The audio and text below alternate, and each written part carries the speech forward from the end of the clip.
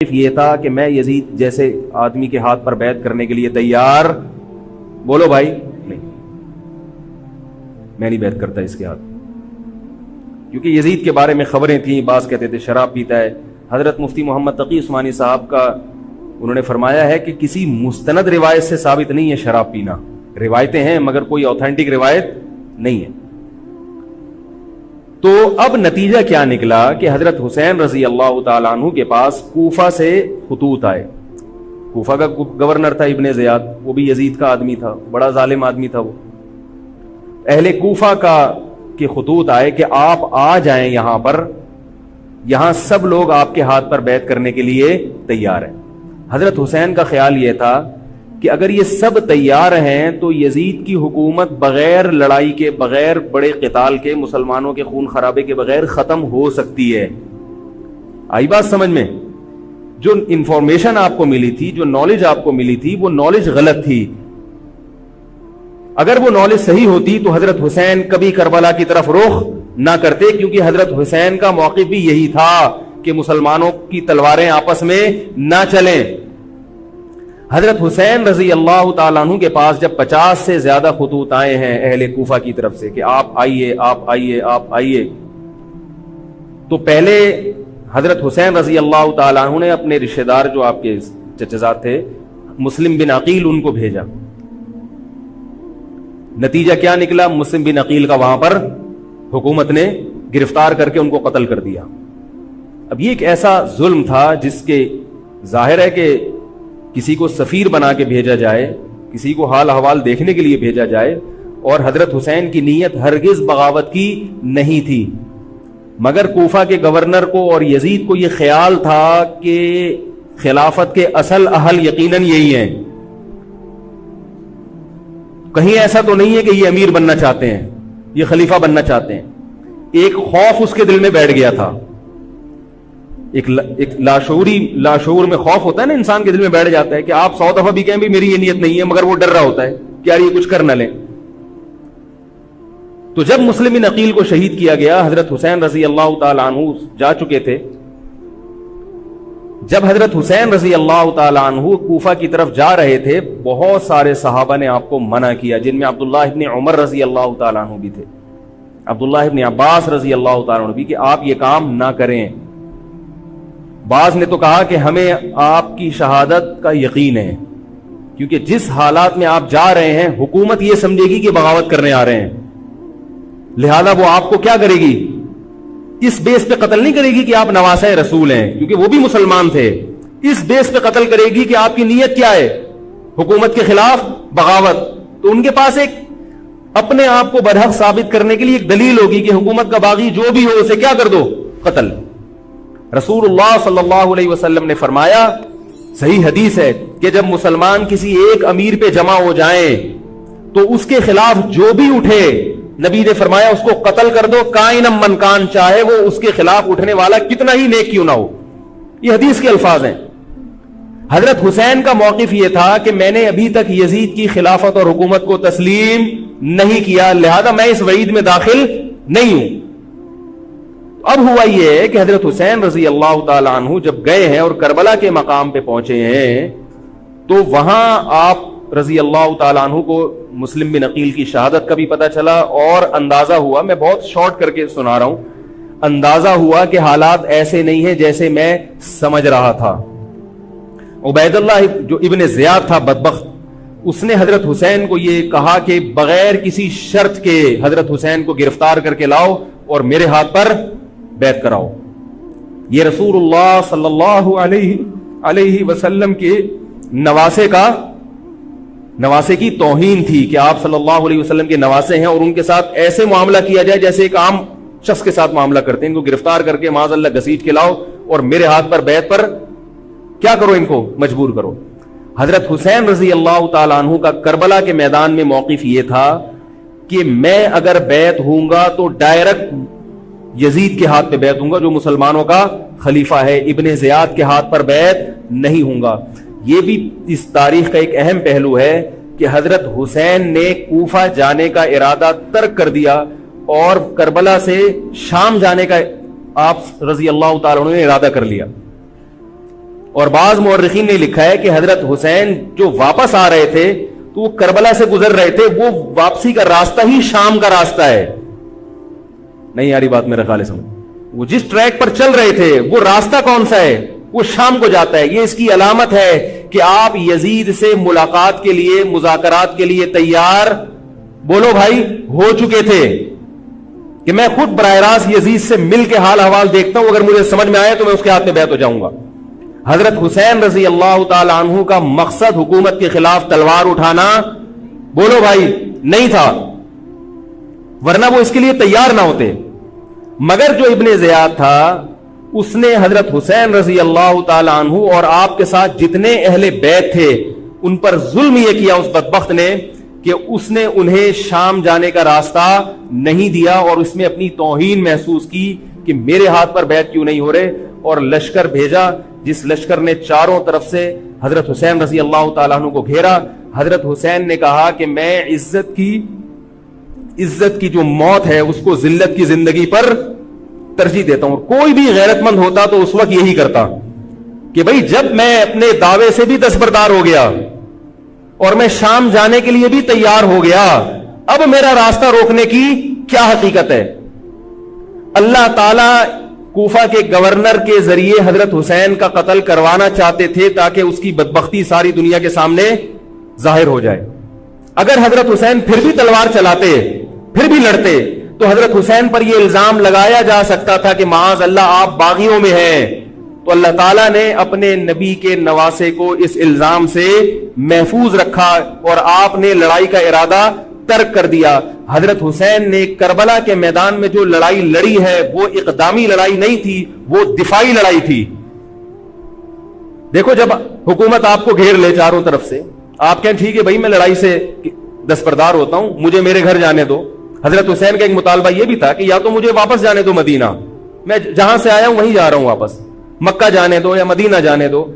ان کا ایک مطالبہ تھا کہ نہیں, ان کو گرفتار کر کے لاؤ اور زبردستی ہمارے ہاتھ پر بیعت کراؤ. یہ ظلم تھا.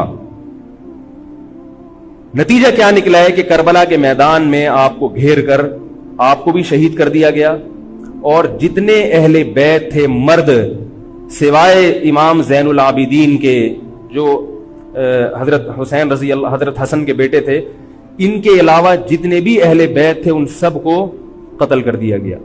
اور یہ اسلامی تاریخ پر ایک بدنما داغ ہے یہ واقعہ کہ ایک اسلامی حکومت تھی اور اس کے اسلامی حکمران تھے, اور ان حکمرانوں کے ہاتھوں محمد صلی اللہ علیہ وسلم کے نواسے کا سر جو ہے وہ گردن اڑائی گئی ہے. مجھ سے خدا کی قسم یہ الفاظ ادا نہیں ہو رہے, میں اپنے جذبات پہ بہت زیادہ کنٹرول کر رہا ہوں. وہ منظر کیا ہوگا کہ جب نبی صلی اللہ علیہ وسلم کے نواسے, آپ صلی اللہ علیہ وسلم کے نواسے کی گردن اڑائی گئی ہو. تو یہ بہت ایک اسلامی تاریخ میں ایک بدترین واقعہ ہے. لیکن بات یہ ہے کہ جب یہ واقعہ ہو گیا اور قتل کر دیا گیا, باقی جتنے بھی جو زندہ بچے تھے اہل بیت وہ یزید کے پاس لے جائے گئے. روایات میں آتا ہے کہ یزید نے ان کا اکرام کیا اور ان کو عزت کے ساتھ تحفے تحائف دے کر واپس کیا.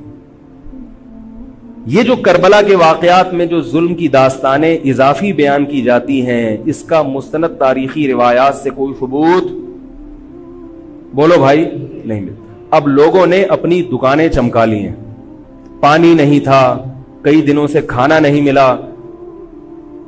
صحیح روایات سے ثابت ہے کہ حضرت حسین رضی اللہ تعالیٰ عنہ کربلا کے میدان میں وضو کر کے نماز پڑھتے تھے, تو پانی تھا تو. اور بعض نے یہ کہا کہ اہل بیت کی عورتوں کی عزتیں اچھالی گئی ہیں. آپ اس طرح کی باتیں کر کے اہل بیت سے محبت کا اظہار کر رہے ہو یا ان کی توہین کر رہے ہو؟ بولو بھائی. اگر کوئی عزت دار پاک دامن عورت ہو, بالفرض اس کی عزت پہ ڈاکہ ڈلتا ہے, بالفرض, تو آپ اس بات کو چھپاؤ گے نا, آپ جھوٹ بولو گے, بولو گے نہیں بھائی اس کی عزت پہ کوئی آنچ نہیں آئی ہے. کیونکہ جب عورت کی عزت کو آپ کوئی تار تار کر دے اور آپ ممبر پہ بیٹھ کے اس کو بتا دو, تو وہ عزت تار تار ہونے سے اتنی بے عزتی نہیں ہوگی جتنی اس بات کو بیان کرنے سے اس کی بے عزتی ہوگی. حقیقت یہ ہے کہ کسی مستند روایت سے ثابت نہیں ہے کہ اہل بیت کی عورتوں کی عزتوں کو اچھالا گیا. وہ نبی کے گھرانے کی عورتیں تھیں, ان کا ناخن بھی کوئی نامحرم مرد نہیں دیکھ پاتا تھا. دوپٹہ اتر گیا زینب کا اور زینب کی چادر چھن گئی، یہ سب غلط ہے، یہ سب من گھڑت باتیں ہیں. چونکہ وہ بہرحال مسلمان تھے جو حضرت حسین کے خلاف لڑ رہے تھے، ظالم تھے، اس میں کوئی شک نہیں ہے. اس سے بڑا ظلم اس کائنات میں ہوا نہیں ہوگا کہ ایک شخص جو اپنے آپ کو مسلمان کہتا ہے اور وہ نبی کے نواسے کو قتل کر دے اور اہل بیت کو قتل کر دے. اسلامی سیاست میں اتنی گندی تاریخ ہمیں کبھی بھی نہیں ملتی. حضرت عثمان کا بھی قتل ہوا، وہ بھی بہت بڑا ظلم تھا، مگر یہ ظلم اس ظلم کی نوعیت سے بڑھ کر تھا، کیونکہ حضرت عثمان کا قتل حکومت کے ہاتھوں نہیں ہوا ہے، باغیوں کے ہاتھوں ہوا ہے. یہاں حضرت حسین کا قتل کس کے ہاتھوں ہوا ہے؟ حکومت کے ہاتھوں ہوا ہے، جس پر لوگ بیعت کر چکے تھے. تو یہ اسلامی تاریخ میں ایک بہت بڑا بدنما داغ ہے، مگر اس کو بیان جس انداز سے کیا جاتا ہے اور جتنے قصے کہانیاں من گھڑت سنائے جاتے ہیں ان کا حقیقت سے تعلق نہیں ہے. ہماری نظر میں چاہے پانی بند کیا ہو یا نہیں کیا ہو، کھانا ملا ہو یا نہیں ملا ہو، ہماری نظر میں حضرت حسین رضی اللہ تعالی عنہ کا سر قلم کر دینا ہی کائنات کا بدترین ظلم ہے. یہی ایسا ظلم ہے کہ جس پر جتنا غم کیا جائے کم ہے. غم منایا نہیں، غم کیا جائے. منانا الگ چیز ہے، غمزدہ ہونا الگ چیز ہے. لیکن جو آگے اس میں تڑکا لگایا جاتا ہے اس کا حقائق سے تعلق بولو بھائی نہیں ہے. یہ دکانیں ہیں جو چمکائی، اس میں سب برابر ہیں، شیعہ بھی سنی بھی. بہت سارے سنی علماء بھی کربلا کے واقعے کو بہت ہی بھیانک انداز سے بیان کرتے ہیں، اور مقصد کیا ہوتا ہے؟ پبلک کو رلانا. ایک رونا وہ ہوتا ہے جو خود سے آئے، اور ایک رونا ہوتا ہے باقاعدہ آپ کو آرڈر پہ رونے کے لیے اور رلانے کے لیے بلایا جائے. وہ رمضان میں نے بتایا تھا نا کہ میں نے ختم قرآن پہ دعا کی تو مجھے رونا آ گیا، بہت زیادہ رونا آیا. اگلے دن ایک صاحب کہنے لگے مولوی صاحب آج بھی ایسی ایک دعا ہو جائے. میں نے کہا میں آرڈر پہ نہیں روتا، میں آرڈر پہ نہیں روتا. اب تو آ بھی رہا ہوگا تو نہیں آئے گا. نہ انسان کسی کے مشورے سے ہنس سکتا ہے اور نہ انسان کسی کے مشورے سے رو. اگر آپ کسی کے مشورے پہ رو رہے ہیں اس کا مطلب ڈرامے بازی. آپ کو فلم کا ایکٹر ہونا چاہیے، آپ کو ڈرامے جوائن کرنے چاہیے، وہاں آپ اچھے چل سکتے ہیں. جیسے کہ ہمارے ایک مشہور اسکالر ہیں، ان کے بارے میں لوگ یہ کہتے ہیں ان کو فلموں میں ہونا چاہیے تھا، پتہ نہیں یہ جیو پہ کیوں آ رہے ہیں. وہ آرڈر پہ روتے بھی ہیں، آرڈر پہ. اب چونکہ یوٹیوب کا دور ہے، میں پہلے جو کربلا کے واقعات جو لوگ بیان کرتے ہیں ان کی تقریریں نہیں سنتا تھا. اب کیا ہوتا ہے بعض دفعہ بیٹھے ہوئے ہیں کہیں سفر پہ جا رہے ہیں تو یوٹیوب کی ویڈیو ہم نے کہا چلو یار ہم بھی سن لیں. ایسی چہک چہک کے منہ بنا بنا کے گھما گھما کے تقریریں ہوتی ہیں، لگتا ہے کہ یہ باقاعدہ ایک ڈرامہ ہے، اداکار ہے، فنکار ہے جس کو ڈرامے بازی کے لیے یہاں پر یہ حضرت حسین کی شہادت کو کیش کرا رہے ہیں. یہ حضرت حسین سے محبت کرنے والے نہیں ہیں، یہ ان کی شہادت کو دیکھو. اس کی مثال ایسے جیسے کوئی محلے میں مر گیا، کسی سیٹھ کا بیٹا مرا، اب آپ کو سیٹھ سے قرضہ چاہیے تو سب سے زیادہ آپ روگے نا، تاکہ سیٹھ صاحب سمجھیں کہ محبت سب سے زیادہ کس کو ہے؟ آپ کو. تو آپ اس کی بیٹے کی موت کو کیا کرا رہے ہو؟ کیش کرا رہے ہو. بعض لوگ کسی کی شہادت کو کیش کراتے ہیں، کسی پہ ظلم کو کیش کراتے ہیں. تو میں پھر عرض کروں کہ بہت بدترین واقعہ ہے. حضرت حسین رضی اللہ تعالیٰ عنہ کا سر لے جایا گیا یزید کے پاس. یزید بدبخت نے چھڑی سے آپ کے ہونٹوں کو چھوا. وہاں صحابی رسول نے فرمایا کہ ایسا مت کرو. فرمایا اللہ کی قسم میں نے ان ہونٹوں پہ بارہا محمد صلی اللہ علیہ وسلم کے ہونٹ رکھے ہوئے دیکھا ہے. بارہا میں نے دیکھا ہے کہ محمد صلی اللہ علیہ وسلم نے ان ہونٹوں کا بوسہ لیا ہے.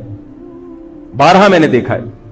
ان صحابی کے دل پہ کیا گزر رہی ہوگی جو حضرت حسین کے ساتھ یہ حرکت دیکھ رہے ہوں گے، جبکہ اسی حسین کو انہوں نے بارہا نبی کی گود میں بھی دیکھا اور بارہا نبی کے ہونٹوں کو بھی ان ہونٹوں سے مس ہوتے ہوئے دیکھا. تو جب یہ سر ان کے سامنے رکھا ہوگا اور اس کے ساتھ یہ حرکت ہو رہی ہوگی، ان صحابی کے جذبات کیا ہوں گے.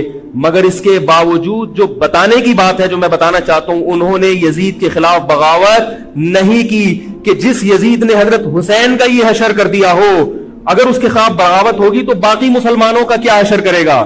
اس میں صبر کی تلقین بھی صحابہ نے بتائی ہے کہ حاکم کے مظالم کو برداشت کیا جائے، زبان سے اس کو ہائی لائٹ کیا جائے کہ غلط ہو رہا ہے، تلوار نہ اٹھائی جائے. بات نہیں آ رہی میرے خیال ہے سمجھ میں؟ کیونکہ آج ایک واقعہ ہوا ہے، ورنہ کربلا جیسے درجنوں اور واقعات ہو جائیں گے. تو صحابہ کرام کی سیرت میں ہمیں ہر طرح کے اسباق ملتے ہیں. تو میں یہ عرض کر رہا تھا کہ یہ ہے وہ کربلا کا واقعہ جس کا میں نے آپ کو خلاصہ بیان کیا. اس کے بعد کیا ہوا ہے کہ یہ جو بنو امیہ کی حکومت تھی، اس کی وہ ویلیو صحابہ کرام کے دل میں نہ رہی جو پہلے کسی حد تک برقرار تھی. یہ بہت ایک حکومت کے خلاف لوگوں کے دل میں بغض پیدا ہو گیا اور بالآخر بغاوتیں شروع ہوئی. لیکن جمہور صحابہ کا موقف پھر بھی یہی تھا کہ حکومت کے خلاف بغاوت جائز، بولو بھائی، نہیں. اور اسی طرح کے ظالم لوگ آتے رہے اور انہی کی اولادوں میں بنو امیہ میں اللہ نے پھر عمر ابن عبدالعزیز کو پیدا کیا. عمر ابن عبدالعزیز بھی انہی ظالم لوگوں کی اولاد تھے، مگر اسلام چونکہ قیامت تک رہنے کے لیے آیا ہے تو اللہ کو اپنا دین محبوب ہے، اللہ غیب سے انتظام کرتے ہیں. عمر ابن عبدالعزیز جیسے ہی حکومت میں آئے ہیں، خلیفہ بنے ہیں، آپ رضی اللہ تعالی عنہ نے وہ بنو امیہ کی جو جاہلانہ چیزیں تھیں ان سب کو ختم کر دیا. حکومتی ملکیت کو جو ذاتی خزانہ لوگ سمجھنا شروع کر دیا تھا اس کو ختم کیا. عمر بن عبدالعزیز کی ایک تاریخ ہے، ان کو 5واں خلیفہ راشد کہا جاتا ہے. علم حدیث کو مرتب کیا گیا، فقہ کو مرتب کیا گیا، حدیث کا علم ضائع ہو رہا تھا. آپ نے حکم دیا کہ اکتب ما کان من حدیث رسول اللہ صلی اللہ علیہ وسلم فإنی اخاف ضیاع العلم والعلماء. فرمایا مجھے علم اور علماء کے ضائع ہونے کا خطرہ ہے، محمد صلی اللہ علیہ وسلم کی حدیثوں کو ریٹن فارم میں لایا جائے. تو باقاعدہ پھر حدیث کو باقاعدہ جمع کیا گیا کتابوں کی شکل میں، اور آج ہمارے پاس وہ حدیث محفوظ ہیں. فقہاء کرام کا دور آیا تو اللہ تعالیٰ نے حضرت عمر بن عبدالعزیز کے دور میں امت کو الحمدللہ دوبارہ جمع کر دیا. عمر بن عبدالعزیز کے بعد پھر بغاوتیں ہوئیں، بالآخر بنو امیہ کی حکومت کا خاتمہ ہوا، بنو عباس کی حکومت آئی. مگر بنو عباس کی حکومت آنے سے بنو امیہ کی حکومت مکمل ختم نہیں ہوئی. وہی ہوا کہ آپ نے اچھی نیت سے بغاوت کی مگر اس کا نقصان زیادہ. وہ کیا ہوا؟ بنو امیہ بھاگ گئے، اندلس میں حکومت قائم کر لی، اور ادھر بنو عباس کی. تو یہ تاریخ میں پہلا واقعہ تھا کہ اسلامی خلافت 2 حصوں میں ڈیوائیڈ ہو گئی. اس کے بعد آج تک ایک جگہ مسلمان جمع نہیں ہو سکے. کیوں؟ مسلمانوں نے اس حدیث کی مخالفت کی کہ امیر کے خلاف بغاوت، بولو بھائی، نہیں کرو. اب میں آپ سے ایک بات کہتا ہوں کہ بالآخر ڈیوائیڈ ہوتے ہوتے ہوتے ہوتے آج پتہ نہیں کتنے سارے اسلامی ملک بن گئے. پاکستان میں الگ ہے، سعودی عرب کی پالیسیاں الگ ہیں، دبئی الگ چل رہا ہے، قطر اور سعودیہ کا پھڈا ختم نہیں ہو رہا. 1920 تک تو پھر بھی خلافت عثمانیہ تھی، اگرچہ پوری دنیا پہ نہیں تھی. ہندوستان میں الگ حکومت تھی، خلافت عثمانیہ الگ تھی، اندلس میں الگ حکومت تھی، مگر پھر بھی مسلمانوں کی 3-4 بڑی بڑی حکومتیں تھیں جو ایک اور کسی حد تک ان میں اتحاد تھا. 1920 میں وہ بھی ختم، اور اتنے سارے ممالک وجود میں آ گئے، سب کی الگ الگ پالیسیاں ہیں. اب جو آدمی خلافت کے نام پہ جہاد کی بات کرتا ہے وہ لوگوں کو ایک امیر پہ جمع نہیں کرے گا. جتنے ملک بن چکے ہیں نا ان کو مزید توڑ کے، اگر یہ 20 ہیں تو 40 بنا دے گا ان کو. بہت مشکل ہے سمجھانا بھائی. اب اگر کوئی کہتا ہے نا ظالم حاکم کے خلاف تحریک چلاؤ، آؤ ہمارے ساتھ مسلح بغاوت میں شامل ہو، ہم حکومت کے خلاف تلوار اٹھائیں گے، تو نتیجہ کیا نکلے گا؟ یہ سارے مل کے ایک امیر نہیں بن جائیں گے. یہ اگر 20 ہے نا تو کتنے ہو جائیں گے؟ بولو بھائی، 40. جیسے جو جماعت المسلمین بنی نا کہ 4 فقہ ہیں، حنفی، شافعی، مالکی، ہم نہیں مانتے، تو سب کو ختم کرو، ایک بناؤ. تو اس ایک بننے سے یہ ختم نہیں ہوئے، بلکہ 4 کے بعد کتنے آ گئے؟ 5 ہو گئے. نہیں آ رہی بات میرا خیال؟ آ رہی ہے الحمدللہ. اور بھی جو بھی اس کی باتیں کر رہے ہیں نا امت کو اتحاد کے لیے، آ جاؤ میرے پاس آ جاؤ، تو وہ 6واں بنا رہا ہے، 7واں بنا رہا ہے، پھر 8واں بنا رہا ہے، ایسے بنتے چلے آ رہے ہیں. او بھائی جو ہے وہاں بریک لگا دو، اللہ کا واسطہ روک دو ان کو، کوئی بات نہیں. 4 ہیں، جو جس کو فالو کرے ٹھیک ہے، کچھ نہیں ہوتا اس سے، ہمیشہ سے چلے آ رہے ہیں. تو اب اگر ایک خلیفہ نہیں ہے، ہونا تو چاہیے ایک ہی خلیفہ، نہیں ہے تو جو ہے اسی پہ گزارا کرو، ورنہ اس سے بھی جاؤ گے، اس سے بھی جاؤ گے. تمہاری کوئی مضبوط طاقت اور قوت ہوگی نہیں. کافر جب چاہے گا تمہیں ٹیشو پیپر کی طرح استعمال کر کے پھینک دے گا. تو کربلا کے واقعہ سے ہمیں کیا سبق ملتا ہے؟ علامہ ابن تیمیہ رحمہ اللہ تعالی فرماتے ہیں کہ جمہور صحابہ کی جو رائے تھی، حضرت حسین رضی اللہ تعالیٰ عنہ کی بھی اپنی ایک رائے تھی، مگر ابن تیمیہ رحمہ اللہ فرماتے ہیں کہ اگر حضرت حسین رضی اللہ تعالی عنہ کربلا کی طرف خروج نہ کرتے تو ابن تیمیہ کی رائے یہ ہے کہ یہ زیادہ بہتر تھا. اب آپ کہیں گے کہ صحابی رسول کی رائے سے اختلاف کر رہے ہیں. نہ وہ کہہ رہے ہیں وہ جو جمہور صحابہ تھے جو حضرت حسین کو منع کر رہے تھے وہ بھی تو صحابہ تھے. حضرت حسن بھی تو صحابی تھے. حضرت حسن نے حضرت معاویہ کے خلاف لڑائی نہیں لڑی. تو صحابہ کی دو رائے تھی, جمہور ایک طرف تھے. تو فرماتے ہیں اگر یہ نہ ہوتا تو زیادہ بہتر تھا. لیکن حضرت حسین رضی اللہ تعالی عنہ کے بارے میں ہمارا موقف یہ ہے کہ وہ یہ سب کچھ اس وقت کے جو حالات تھے اس میں کوئی بھی ہوتا اور غیرت مند ہوتا تو وہ یہ کرنے پر مجبور تھا. اور اس میں دھوکہ کس نے دیا حضرت حسین کو؟ اہل کوفہ نے, جس کا حضرت حسین کو علم نہیں.